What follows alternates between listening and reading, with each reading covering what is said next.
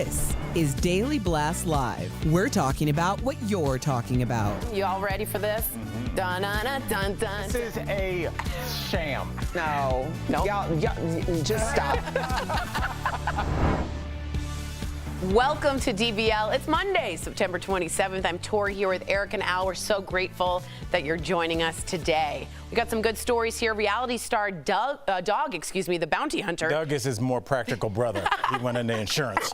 He went into insurance, has joined the Gabby Petito case.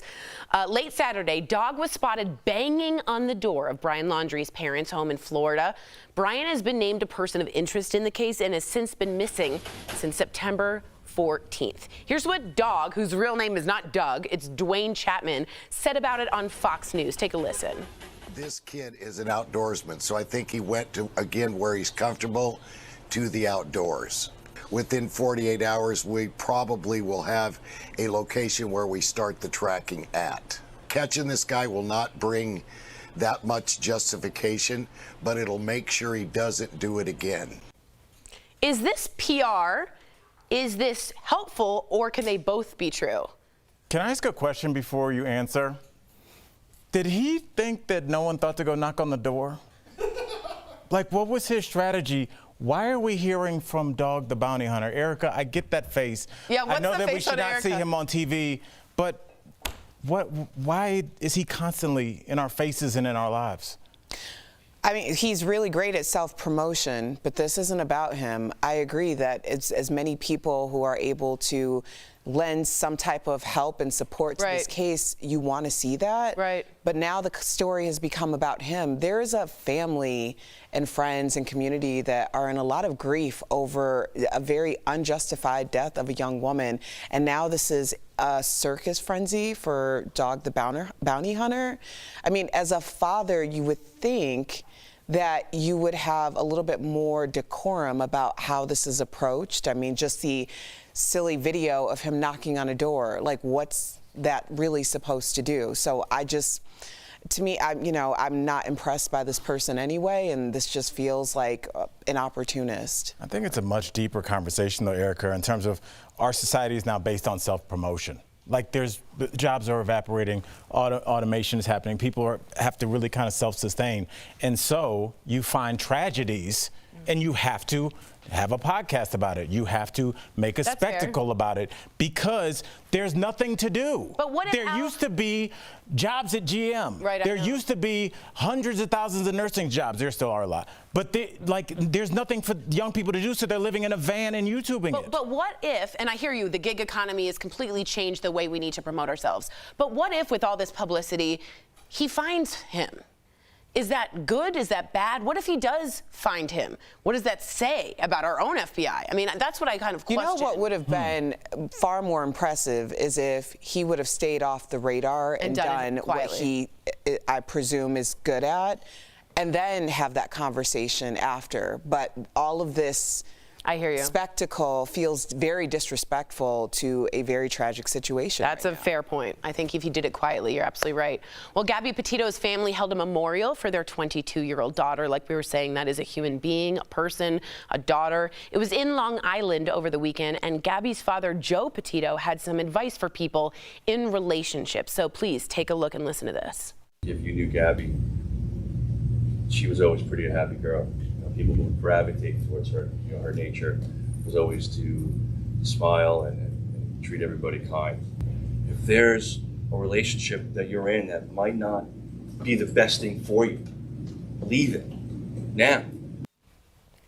If you didn't hear that, if you have a relationship and it's not the best thing for you, leave now. That reminds me, Erica, of what you talk about testimony teaching. I mean, this man is going through it right now, and because of that, he's trying to give advice at the memorial. What do you think about his advice? Yeah, I think, it's a very generous thing when someone takes their personal tragedy and loss and creates a narrative in order to help other people. Yeah. And for him to do that, especially in that moment, that's a very generous testimony. Will it fall on deaf ears? Presumably so, because we do understand that when it comes to, domestic violent relationships, it's not as easy for some people just to leave. But there may be one person who is going to look at this entire situation, see themselves in this situation, and that will be the catalyst for them to leave today. Amen. And when you're telling your story, you know, maybe it's about just that one person, but that's a catalyst for a life change, and I think that's important too. Al, do you want to follow that at all? I just want to say, I think it starts, obviously he's giving a very eloquent speech at his daughter's funeral. Maybe these conversations should have started when she was in the 5th and 6th grade, to help people recognize toxic toxic relationships and how to avoid them, what gaslighting is, what potential violence is, how it leads Controlling up. it. Yes, Yeah, how right. you know how they isolate. They tend to use certain language.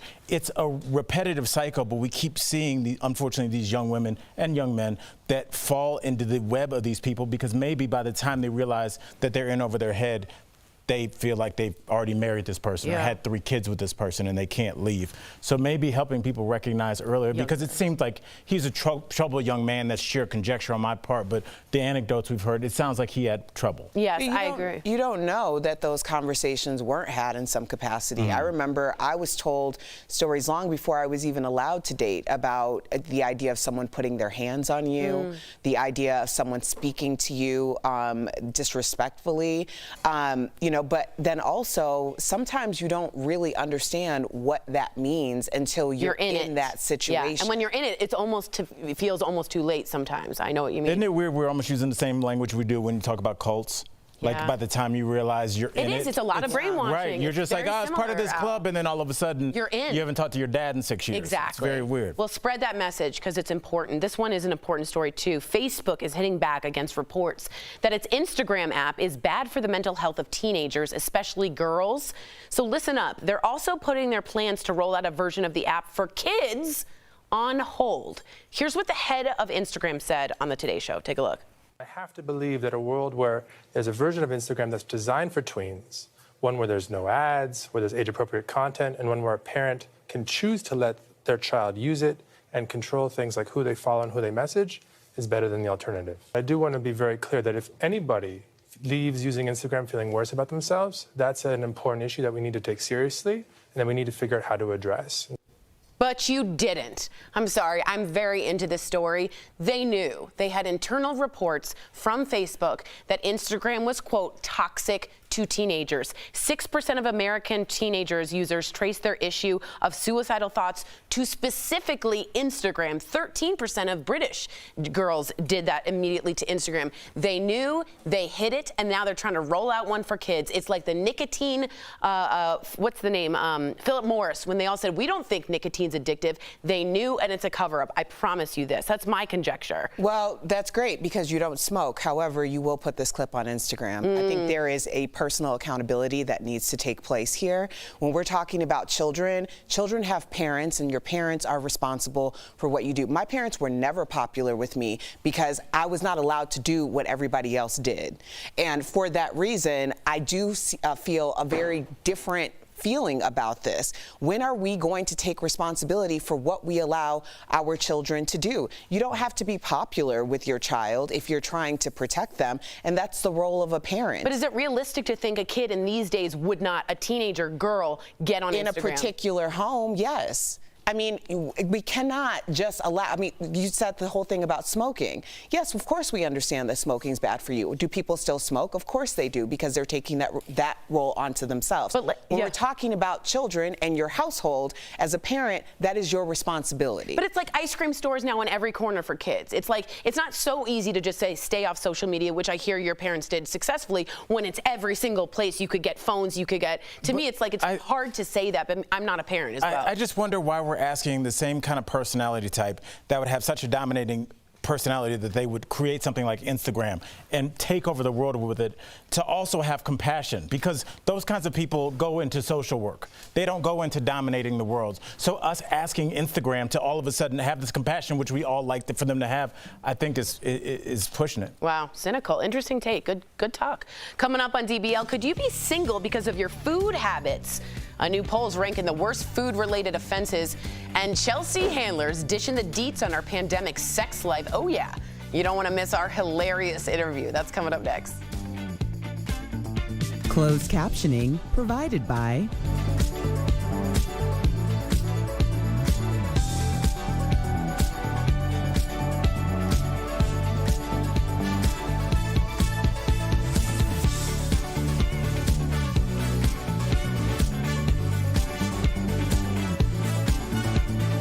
Yeah, Let's definitely. talk about The also only parent on the panel. Right. Yeah, talk about as a not only am I a parent. parent, I'm a parent of a young girl Teen that's girl. about this age. And you know, it's one of those things where I think what I have tried to do, and her mother and just all the people around her have tried to do, is encourage the things that she's into, and not just constantly always double down on, like, do you want me to take you to the mall? It's like, she's also into anime. She is also into painting. She plays around with the idea of maybe being a chef. So I try and push towards those, and like, I think people head towards the direction of positive reinforcement. And when you're only told that you're pretty, or you're only told that you have a nice body, and you post it on Instagram and that is reinforced, what do you expect them to do? Everybody What if you have a starts dad, doing like, or a parent, it's a single family and they're working 2 jobs. It's hard to always be in control now that it's so prevalent. Like, to me, Well, it just that's feels like what- it seeps in most everywhere. vulnerable. And I understand what you're saying, but then the truth is, too, like, there are apps and there are ways to control how long someone is on using a device. I mean, we have, you know, a situation where we volunteer with young kids and their apps and their things go off at the same time every time they're with us. We also know when we get to the restaurant, they won't have that, so we need a plan B. I think when you are having these conversations, though, it's very much like, you know, people will talk about climate change and energy sources, and not realizing that your iPhone that you're going on to Twitter to make all of these complaints about are made with petroleum products. So the streets that you drive on are made with petroleum. So it's like we always have to look at what our personal responsibility is, as opposed to just constantly pointing the fingers at everybody else, because that's the easy way out. I mean, we're all implicated in some way in this society. Absolutely. It doesn't And make it's you a all bad person, it makes you a fine. What person. responsibility It's fine, does but Instagram take have, that right? responsibility and then let's share the responsibility.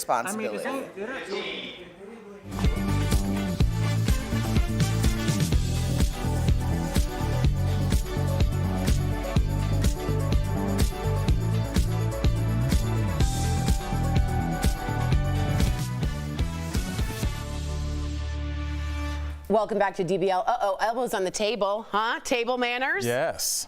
Do they matter to you? Especially when it comes to someone you're interested in romantically. According to a new survey, 3 out of 5 people would end a date over bad food habits. So which ones are the most annoying? All right, let's get the music going. 68% say it's talking with your mouth full. 64% can't stand loud chewing. 63% can't take it when their date chews with their mouth open. That's the scariest photo I have ever seen.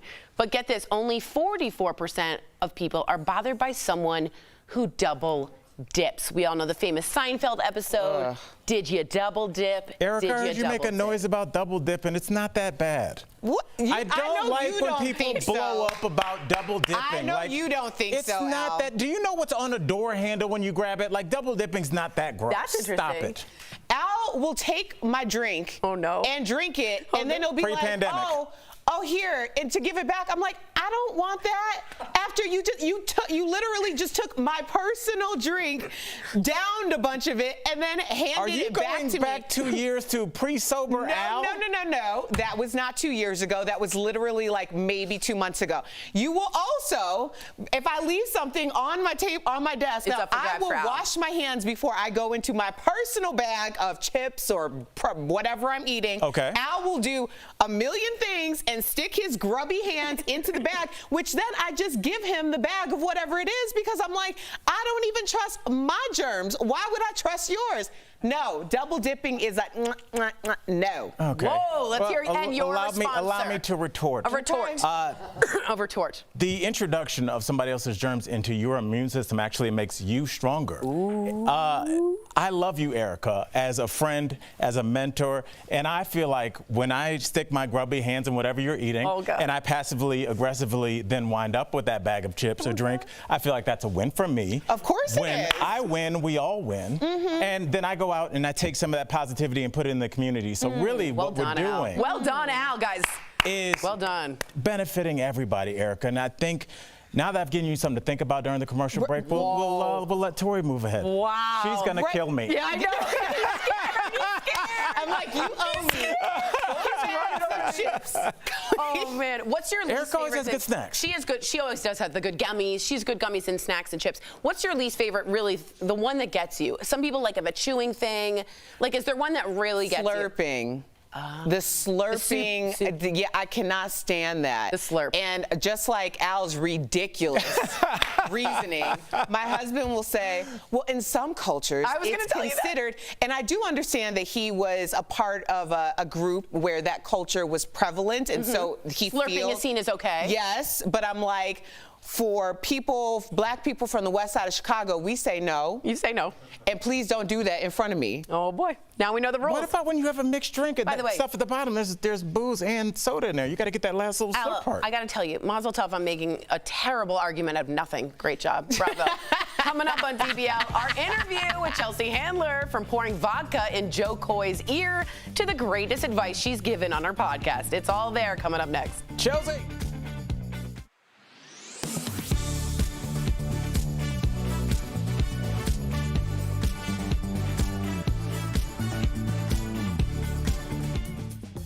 Rapid tests, also known as antigen tests, have been approved for at-home use for months now.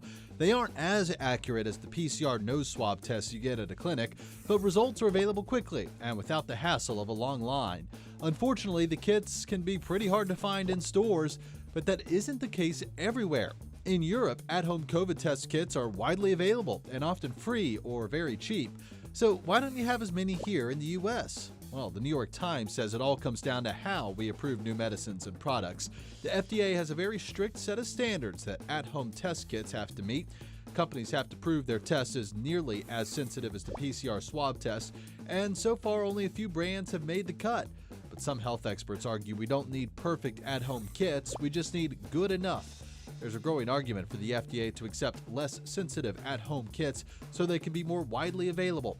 Research shows even the less accurate kits are still pretty good at identifying symptomatic cases of COVID, and with tests in such high demand, some experts argue anything is better than nothing.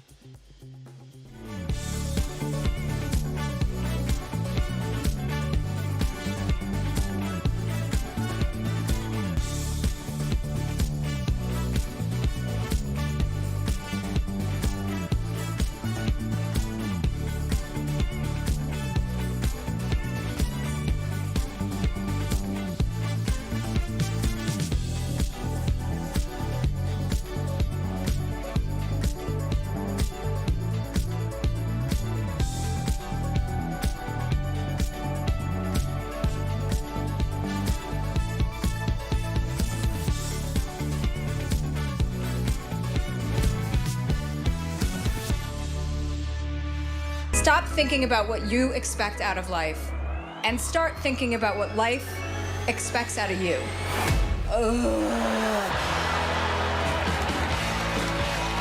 It's a really tricky time right now. I feel to go to a real therapist. He said, I think you lack empathy.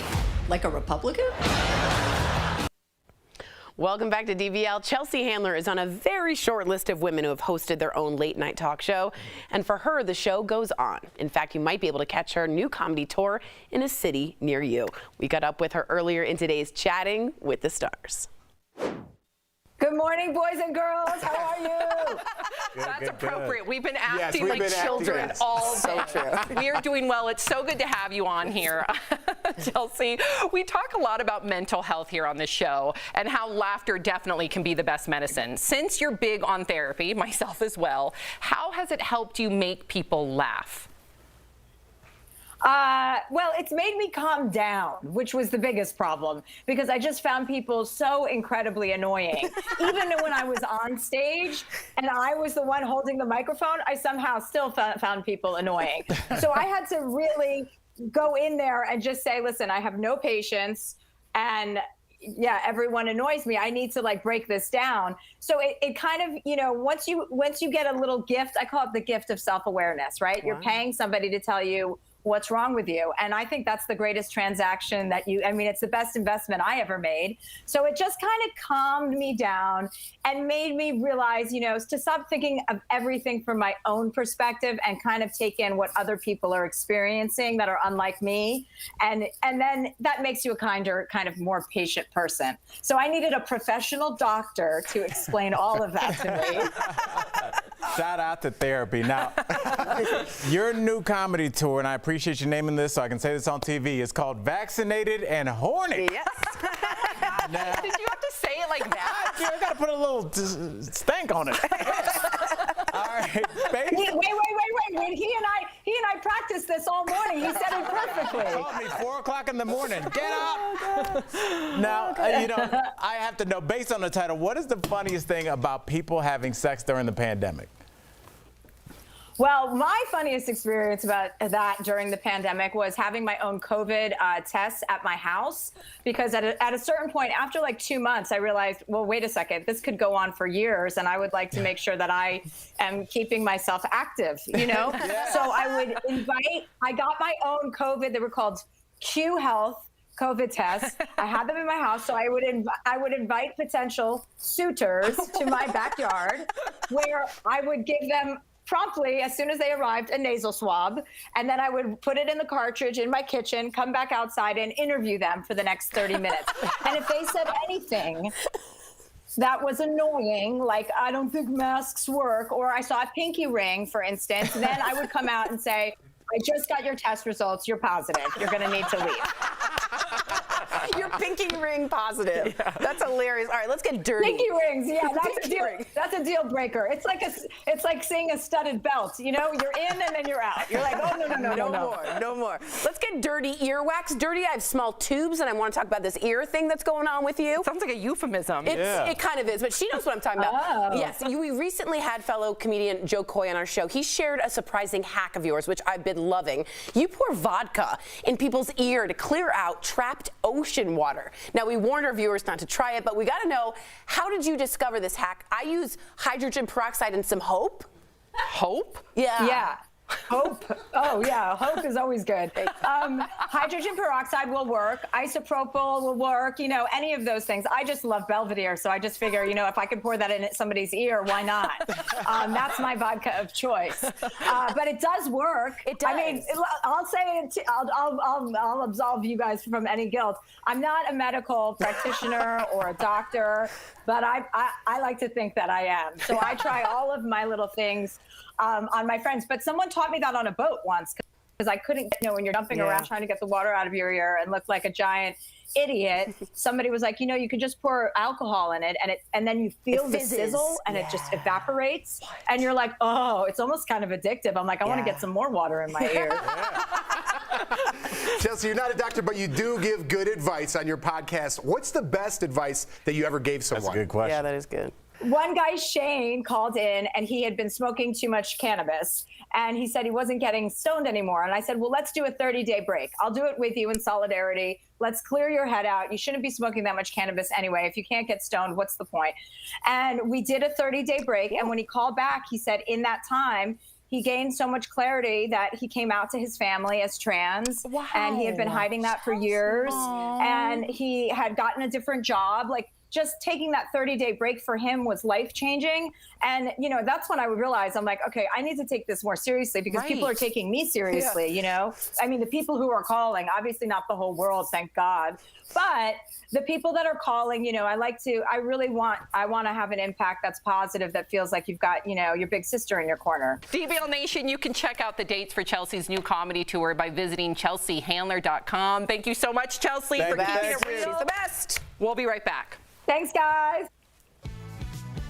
Promotional consideration is brought to you by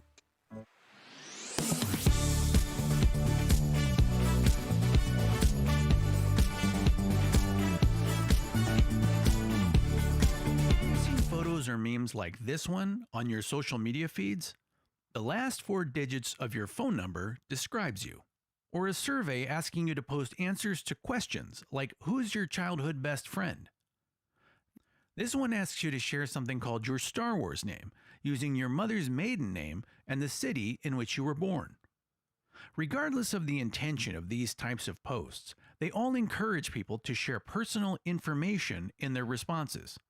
They will ask you to indicate, you know, what your mother's maiden name is, or what the model of your first car was. And these are security questions, right, for bank accounts, for insurance accounts. The Better Business Bureau said it's seen an increase in these types of scams during the pandemic, when more people have turned to social media to connect with friends and family. In its 2020 Scam Tracker Risk Report, the Better Business Bureau reported a 24.9% increase in the amount of scam reports it received from 2019 to 2020. It can be very difficult to prosecute these data breaches once your information is exposed. So the key is to avoid engaging with these posts in the first place. You don't need to be, completely afraid every time you get online, but if something feels fishy or if something feels like you're giving away too much information, you probably are. You can use Facebook's privacy checkup tool to verify what information on your account is public. If you do post information that could be used to answer security questions, it's best to share it only with people you trust.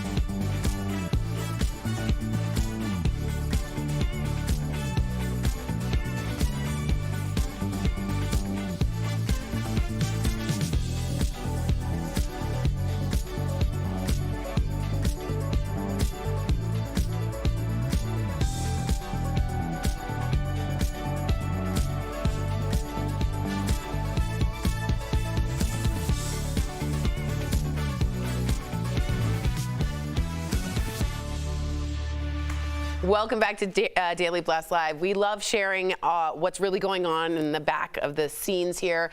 And at first it was just me, then it was Al for Mac and Cheese, but finally today we got our glam squad back in. Sheree, no Destiny, more and Carrie. shiny Al. We're no so more shiny thrilled Al. that you're here. Thrilled that you're here. We love you guys. Yes. We'll see you same time, same place tomorrow.